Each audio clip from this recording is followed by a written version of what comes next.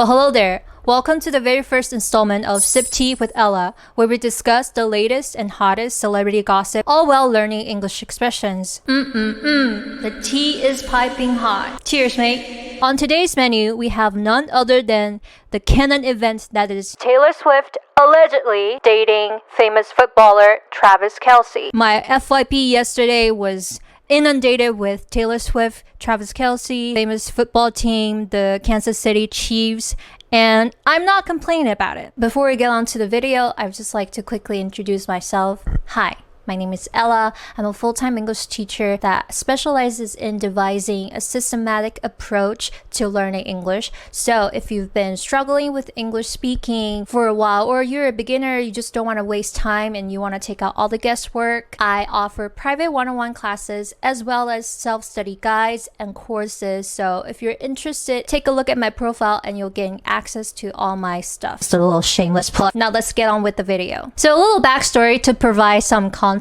clues as to why this canon event is so significant to us Swifties and just the whole nation, the whole world in general. In April of 2023, Joe and Taylor finally called it quits. Initially, we were all in denial. We were like, this is fake news. We've heard this before. Before we even come to grip with reality, apparently Taylor went into a rebound situation or a fling situation with Matt Healy. Some people either loved him, some people hated him. So imagine our reaction when finally Taylor is allegedly dating someone, or at least seeing the potential in dating someone like Travis Kelce. Now, initially, I didn't know much about him because I don't really watch football, but I am a big fan of SNL, Saturday Night Live. Right after he won the Super Bowl, he was invited to SNL and hosted. And for a footballer, for a non-professional actor, comedian, he displayed tremendous talents. Like, he had great timing. He was very convincing as an actor.